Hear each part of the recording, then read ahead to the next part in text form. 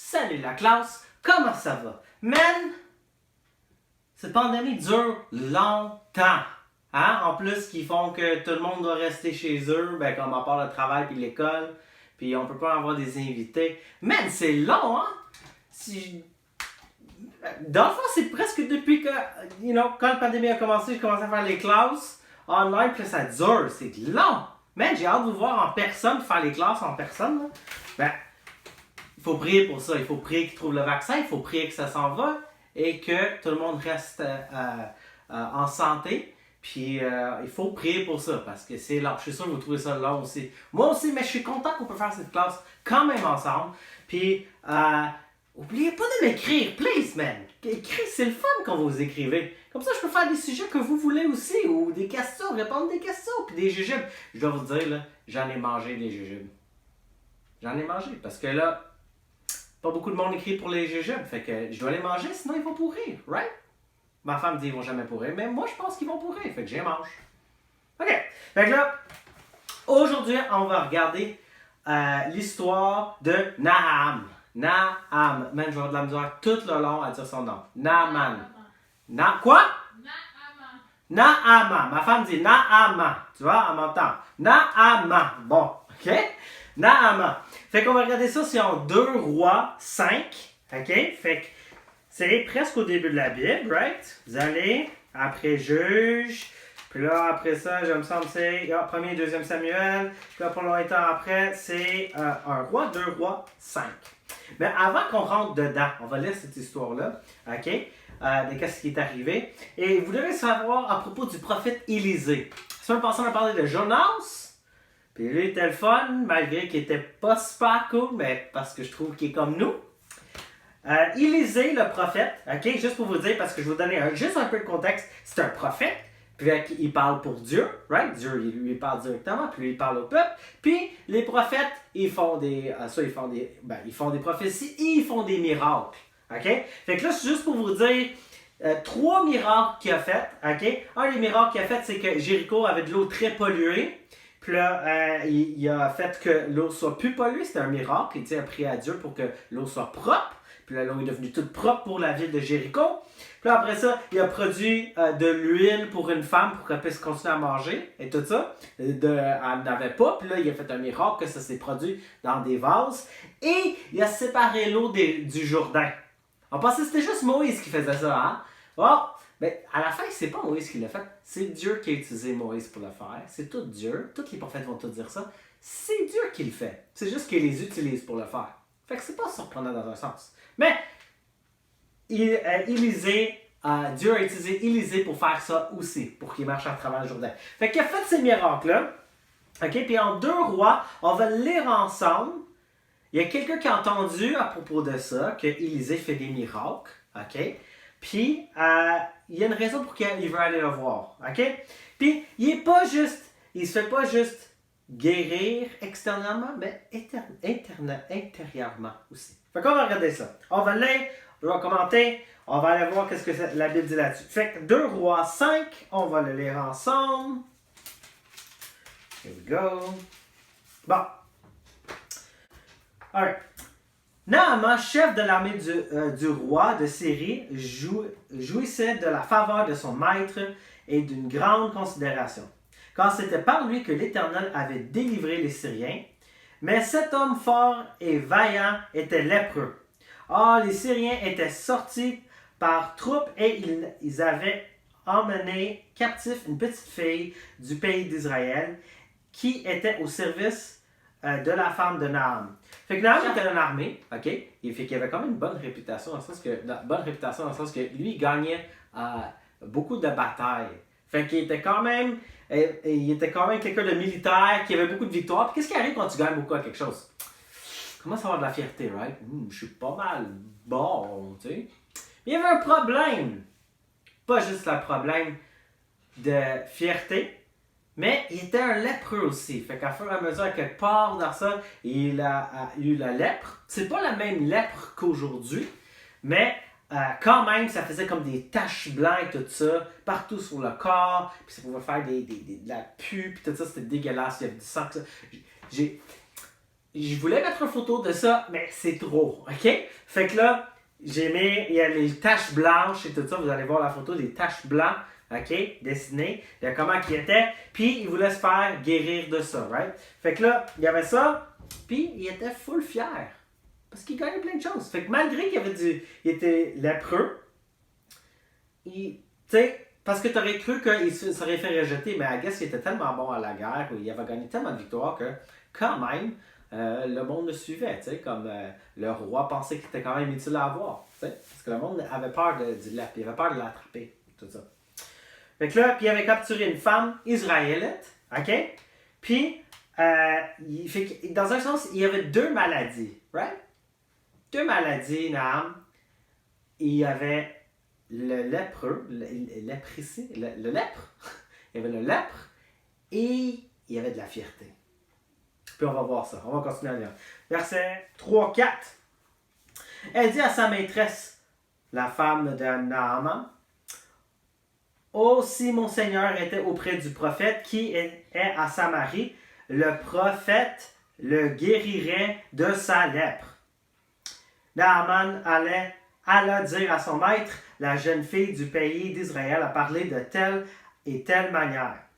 Right? Fait que là, la femme dit à propos de Naaman, il y a un prophète dans Israël qui peut te guérir. Il guérit des choses, right? Il guérit des personnes, puis il fait des miracles. T'sais? Fait que là, il était un bon maître. Il va guérir le lèpre. Ah, fait que là, c'était comme, est-ce qu'il était un bon maître? J'imagine que c'était un bon maître pour que la fille dise, tu sais, comme, elle va le dire à son maître qui est Naaman. Mais je vais mettre tout le long, je vais foirer ça. Tout le long. Naaman, qui dit, tu peux te faire guérir par ça.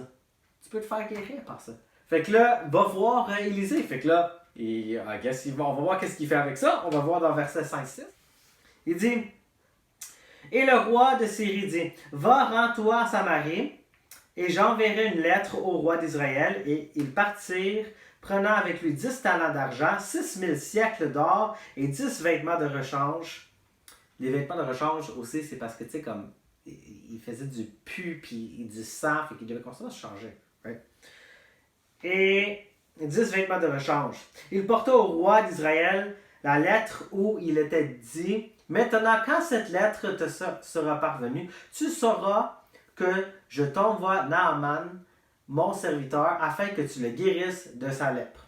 Fait que là, le roi écrit une lettre pour Naaman, pour guérir sa lèpre. Il l'a même pas écrit à Élisée. Il écrit au roi de là-bas, Israël, pour qu'il dise, check, roi, va dire, tu peux-tu dire à ton prophète de guérir mon gars, s'il te plaît, you know? Puis là, c'était même pas fait pour Élisée. Il n'a même pas demandé directement. Il a dit, vu que il est là-bas, sûrement le roi a autorité sur ce prophète, puis il peut l'obliger de le faire. Tu vois comment ça marche? Mais ça marche pas de même, right? Les prophètes, là, ils obéissent la loi jusqu'à temps que c'est contre Dieu.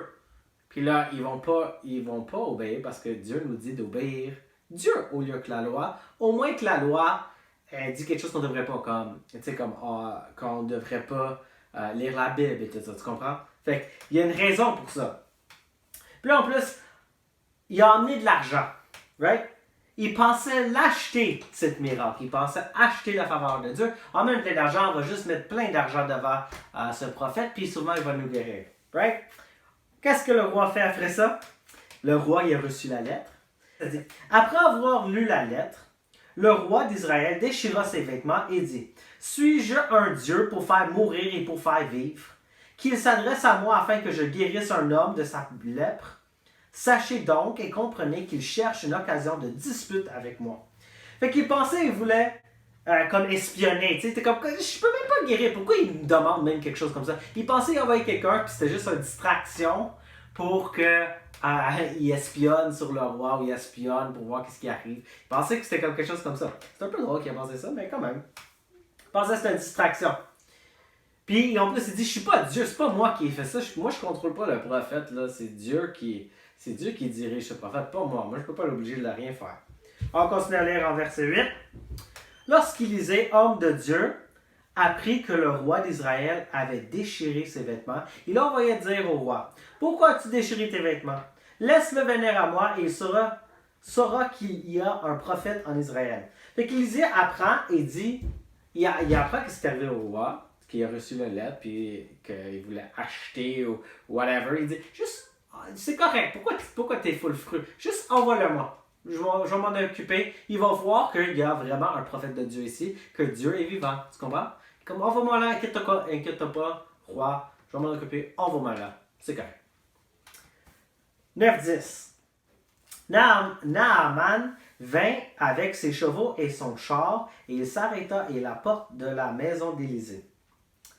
Élisée lui fit dire par un messager, « Va et lave-toi 7 fois dans le Jourdain, ta chair redeviendra saine et tu seras pur. » Ok, fait que là, ce grand général, chef d'armée, il arrive probablement avec plein de personnes autour de lui, pas toute une armée au complet, mais souvent il y avait des personnes autour de lui.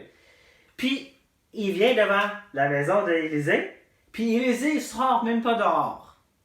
Et il dit à son servant, va lui dire qu'il peut se laver dans l'eau en arrière, dans le Jourdain, puis dis-lui de faire ça 7 fois, puis il va être guéri.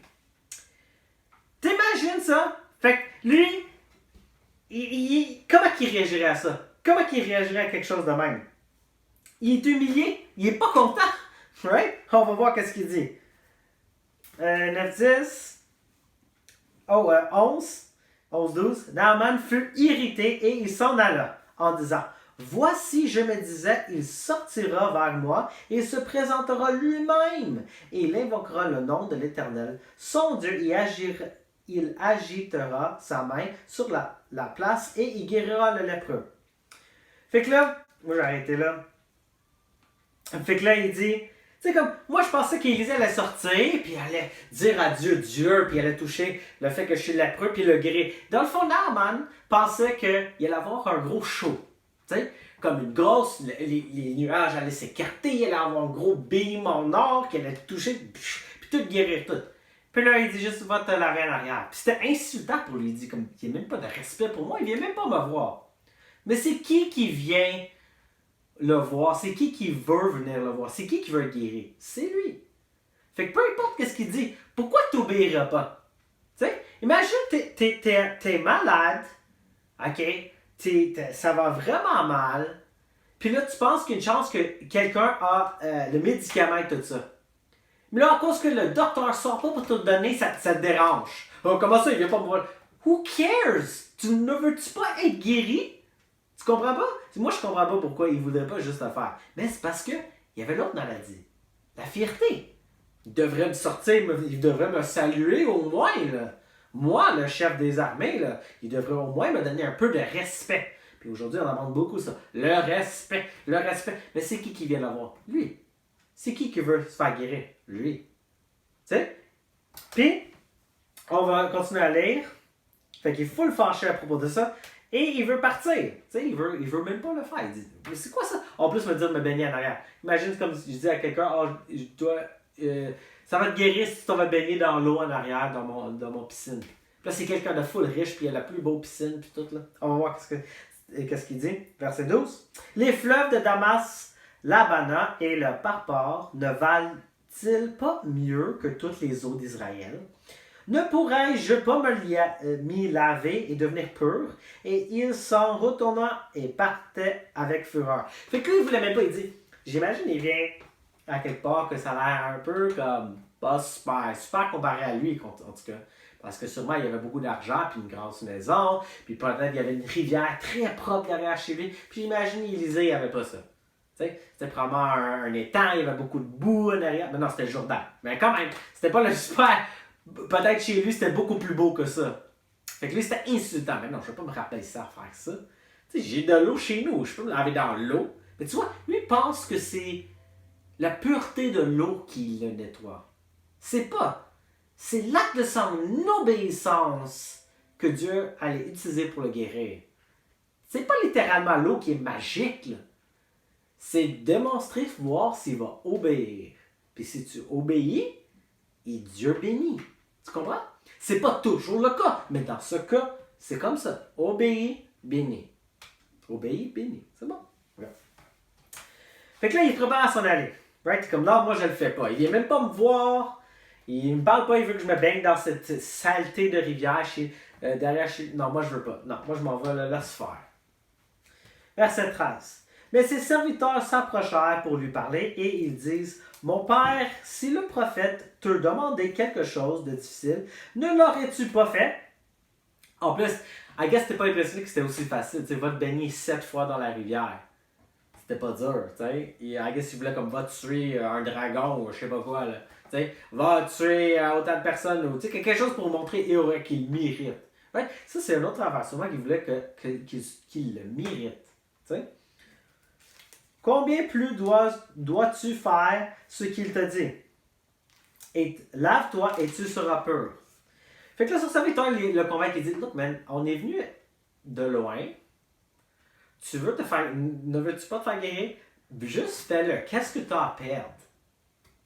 Je veux dire, qu'est-ce qu'il a à perdre? Sa fierté. Parce que ça l'humilie. Right? Fait que là, 14, il descendit hors et se plongeait 7 fois dans le Jourdain, selon la parole de l'homme de Dieu. OK, moi, je vais juste arrêter de côtés. Fait que là, imagine, il se met dans l'eau, OK, probablement il se déshabille jusqu'à ses bobettes ou whatever, ses shorts. Puis là, il se met dans l'eau puis il se baigne. Il se met dedans. 2, 3. Tu sais, j'imagine que c'était humiliant pour lui. Tu sais, comme il y a tout ça, comme un troupeau là, qui le regarde en train d'écouter cette prophète weird qui ne sait même pas s'il va vraiment être guéri. Puis tu sais, imagine si ça n'aurait pas marché. Tu sais, j'ai tout fait ça pour rien. Je m'ai full humilié devant tout le monde. Fait que là, il y a toutes ces personnes-là qui le regardent, sûrement autour de lui. 3. Imagine qu'il aurait arrêté. Tu sais, comme, t'aurais pu arrêter à 3. Tu sais, ok, je vais continuer 4. 5. Imagine à 6. Non, j'arrête à 6. Il aurait juste dû faire 7. Il l'aurait pas fait. Il n'aurait pas été béni. Il n'aurait pas été guéri. Right? Mais, heureusement, il le fait 7 fois. Fait qu'il s'humilie 7 fois. Dans l'eau, il se lave. Dans l'eau, il se lave. Right? Verset 14. À la fin. Oups. Bon, et il dit, et sa chair redevient comme la chair d'un jeune enfant, et il fut pur. Qu'est-ce que ça veut dire? Il me semble que c'est évident. Tu sais, que j'ai vu un bébé, ils sont tous clean, ils sont tous beaux. Ben, clean. En tout cas, après que tu les laves, leur peau est toute parfaite, toute rose, c'est toute cute and everything. Fait que sa peau était comme un nouveau-né dans un sens. Il était full parfait, il n'y avait plus de taches blanches, il n'y avait plus de lèpre, nulle part. C'est bon, hein? Verset 15. Naaman tourna vers l'homme de Dieu avec toute sa suite lorsqu'il fut arrivé et se présenta devant lui et dit, voici, je reconnais qu'il n'y a point de Dieu sur toute la terre si ce n'est qu'en Israël. Et maintenant, accepte, je te prie, un présent de la part de ton serviteur. Fait que là, il est guéri, il est full content, il les a du nez, puis là, il dit, merci beaucoup. Si un Dieu, man, c'est sûr que ton Dieu est là. Je le crois. Tu sais, il croit en Dieu, il croit dans le Dieu d'Israël, il a vu les résultats, son obéissance, puis en même temps, tu sais, comme, c'est comme s'il n'y avait plus de fierté, tu sais, comme, mais en même temps, il voulait payer pour. Il pensait, ok, ben, tu m'as fait ce service, je te rends service, tiens de l'argent. Tiens tout l'argent que j'ai emmené, tiens pour toi. Ok? Mais c'est pas comme ça que ça marche. Verset 15, 16. Élisée répondit, l'Éternel dont je suis le serviteur est vivant, je n'accepterai pas. Naaman le pressa d'accepter, mais il refusa. Fait qu'il demande de prendre l'argent. Il a dû emmener plein de sacs d'argent, plein d'or, il était riche. Payer pour le service qu'il a fait. Payer pour le miracle de Dieu, la bénédiction de Dieu. Il dit, non, je ne le prends pas. Est-ce que vous l'aurez pris, vous? Sachant que c'est pas toi qui l'aurais fait le miracle, qu'est-ce que tu l'aurais pris? Well, lui, il l'a pas pris. Il dit, c'est pas moi, c'est Dieu. Il refusa. Fait que là, il s'en va. Tu vois comment que... Fait que là, il a vu vraiment qu'il était en dette envers Dieu, envers Élisée, si on veut. Tu sais, qu'il était béni, il ne pouvait même pas l'acheter, que c'était un don. Il voulait juste montrer la puissance de Dieu. Qu'est-ce que Dieu a fait dans sa vie. Puis ça va le marquer encore plus parce qu'il n'a pas payé pour. Il n'a rien fait pour le mériter. Comme l'Évangile. On ne peut pas acheter notre salut. On ne peut pas acheter le fait que Jésus meurt sur la croix pour nos péchés. On ne peut pas. Il n'y a rien à faire. C'est pas parce que tu donnes de l'argent à l'église. C'est pas parce que tu vas à l'église chaque dimanche. C'est pas parce que tu lis ta Bible. Même si des choses comme ça sont bonnes, c'est pas ça qui te fait aller au ciel. C'est uniquement qu'est-ce que Dieu a fait pour nous en Jésus-Christ, mort sur la croix, ressuscité le 3e jour. Mais dans un sens, c'est un peu la même chose. Il n'a rien fait pour mériter cette guérison. Il a obéi. Right? Il a obéi, qu'est-ce qu'il dit. Fais ça. Comme Jésus dit la même chose aussi. Crois en moi. Tu crois dans le Père? Crois en moi aussi. Tu sais, repentez-vous de vos péchés. You know? OK? Normalement, j'aurais pu finir là. Mais là, j'ai remarqué, il y a une petite histoire à la fin. Ça continue dans la même lignée. Je ne vais pas tout le lire, mais je trouvais que ça valait la peine d'en parler. Fait que, Naaman, 2 problèmes, right? Problème de fierté, problème de maladie, lépreux. Il devait enlever sa problème de fierté pour être guéri du lèpre. Il devait obéir. Il y avait un autre parmi ça. Fait que là, il était parti, right? On va lire verset 19-20. On va sauter un peu plus vite au lieu de tout le lire, juste pour donner le gros histoire. Parce que je le trouve c'est bon. Fait que verset 19-20. Écoutez ça. Élisée lui dit, va en paix. Right? Il dit à Naaman, vas-y en paix, tout est correct. You know, c'est Dieu qui t'a guéri. Tu me dois rien. You know? Va en paix. Lorsque Naaman eut quitté Élisée, qu'il fut à une certaine distance, Géhazi, j'aurais dû pratiquer ce nom, okay? Serviteur d'Élisée, homme de Dieu, et je trouve c'est drôle qu'il mentionne ça, homme de Dieu, se dit en lui-même, voici mon maître a ménagé Naaman, ce Syrien, et n'accepta pas de sa main ce qu'il avait apporté. L'Éternel est vivant, je vais courir après lui et j'en obtiendrai quelque chose. Fait que là, lui, il dit... Fait que là, il y a son serviteur à côté de lui, Élisée. Il y a Naaman là. Puis là, Élisée dit, c'est correct, tu peux t'en aller, tu me dois rien. Puis là, l'autre gars est Géhazi. Il est comme, OK. Fait que là, Naaman s'en va. Là, Élisée, sûrement, est retourné là au bord. Puis là, Naaman est parti là-bas. Puis là, pendant qu'Élisée est parti, il s'en va courir après. Géhazi s'en va courir après Naaman. Pourquoi?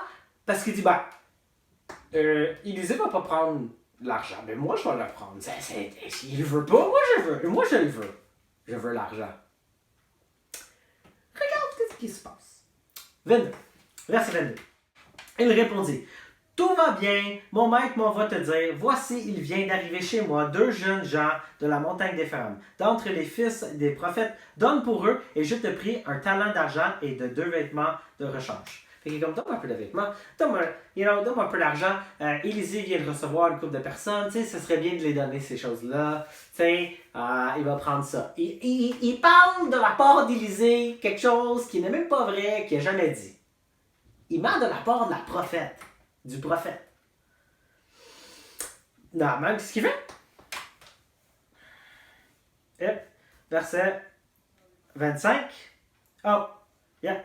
Fait que là, il le donne. Fait que là, Naaman, il dit no problem. Il donne ça, tiens, ça lui fait plaisir. Il donne de l'argent, il donne 2 vêtements de rechange. Il dit no problem. Moi, j'ai pas de problème avec ça. Merci beaucoup. Là, il dit, Géhazi prend ça, ça va le cacher. Puis là, il retourne voir Élisée. Qu'est-ce qui va arriver? Verset 22. Il répondit. Oh. Et Géhazi courut après Naaman. 22. Pourquoi c'est pas... OK, 22. Il répondit, tout va bien. Mon maître m'en va te dire... Ah, j'ai dû dire le mauvais verset. OK. 25. Verset 25, excuse. Tu vois comment c'est real? C'est comme si vous êtes dans la classe. Je fais des erreurs, puis j'ai laisse dedans. Verset 25. Puis, Il s'en alla et se présenta à son maître. Élisée lui dit, d'où viens-tu, Géasi? Il répondit, ton serviteur n'est allé ni d'un côté ni de l'autre. Est-ce qu'il dit la vérité? Non. Il lui demande, t'es parti où? T'es parti où, Géasi? Géasi est comme, de quoi tu parles? Nulle part. Je suis pas allé nulle part. T'es pas allé nulle part? Non. Qu'est-ce qu'il fait? Il ment. Il a menti à Naaman. Là, il ment à Élisée. 2 fois qu'il ment. Verset 27. Mais Élisée lui dit, mon esprit n'était pas absent lorsque cet homme a quitté son char pour venir à ta rencontre. Char, dans le sens qu'il y avait des chevals, c'était comme un chariot. OK? Pas un char d'aujourd'hui. Il a quitté son char pour venir à ta rencontre. Et ce temps-là, de prendre de l'argent et de prendre des vêtements, puis des oliviers, des vignes, des brebis, des bœufs, des serviteurs. Le lèpre de Naaman s'attachera à toi et ta postérité pour toujours. Et Géasi sortit de la présence d'Élisée avec une lèpre comme la neige. Qu'est-ce qui s'est passé? Je vais te dire qu'est-ce qui s'est passé. Naaman Géasi a pris de l'argent, il a menti de la part d'Élisée. Naaman ne sait pas, il pense que c'était le prophète qui a dit ça. Et en plus, Géasi a menti à Élisée. Fait que là, il dit, ah ouais, tu vas mentir là-dessus? En plus, tu as pris son argent, fait que tu as fait 2 choses de mauvais. Premièrement, tu as menti. Et deuxièmement, lui pense qu'il a acheté son guérison. Lui pense que tu peux acheter la faveur de Dieu. Lui, Naaman pense maintenant qu'il a mérité la guérison qu'il a eue. À cause de toi. Puis à cause de ça, malédiction, maintenant toi, tu as la lèpre que Naaman avait. Puis en plus, il dit, c'est toute ta postérité, tous tes enfants vont l'avoir aussi. Wow! Tu vois qu'est-ce qui arrive quand on ment? Surtout, ment pas pour un prophète, devant un prophète, Dieu lui parle directement. Pourquoi mentir à un prophète quand Dieu lui parle directement? T'sais, Dieu peut lui dire exactement ce qui se passe malgré qu'il est là ou pas. Fait que ça, c'est une leçon aussi, right? Laisse pas. Fait que là, je dirais.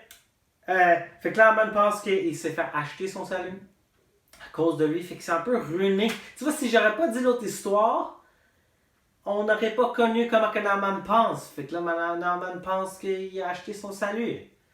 Malgré qu'il était humilié, puis il s'est humilié devant lui pour avoir ça. Mais il n'a pas pu l'acheter. C'était d'enlever sa fierté. Et là, à cause de Géasi, il va penser ça maintenant. Parce que les dire, fait que là, c'est comme s'il a péché contre Dieu. Ben, il a péché contre Dieu. Une mauvaise réputation pour Dieu. Puis j'aimerais te dire, comme Géasi, là, on veut bien, lui n'a pas bien représenté Dieu parce qu'il était greedy, il voulait l'argent.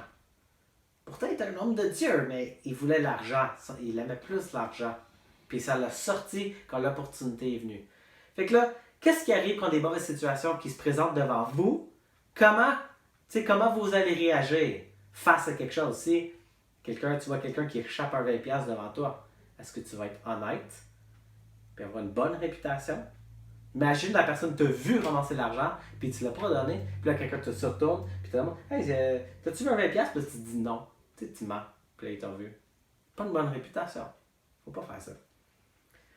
Fait que ça, c'est l'histoire de Naaman, l'homme qui devait perdre sa fierté pour être guéri de son lèpre. Dieu l'a utilisé. Dieu l'a utilisé pour montrer sa puissance et pour montrer qu'est-ce qu'il y a. Dieu veut quelqu'un qui est humble. Dieu veut qu'on soit humble devant lui. Alors, puis Géasi, c'est un exemple, un mauvais exemple, parce que lui, il a menti, il a essayé de cacher son péché. Alors, ça c'est l'histoire de Naaman et Géasi. Puis, écrivez-moi qu'est-ce que vous avez aimé de cette histoire? Qu'est-ce que vous n'avez pas aimé de cette histoire? Est-ce que tu trouvais que Naaman avait raison de ne pas vouloir se laver? Est-ce que tu trouves que Géasi il a bien fait de prendre l'argent? Écrivez-moi quickquay88@gmail.com et on va prier. Merci Seigneur pour ce temps que tu nous donnes. Merci pour ta parole qui nous parle quand tu nous demandes de faire quelque chose, qu'on devrait se humilier pour le faire, même si on veut pas, même si ça a l'air stupide pour nous. Seigneur, aide-nous à s'humilier devant toi et obéir. Et aide-nous à ne pas être comme Géasi, qui ment pour cacher ses péchés. Seigneur, merci pour ce que tu as fait. Au nom de Jésus, je te prie. Amen. Bonne semaine.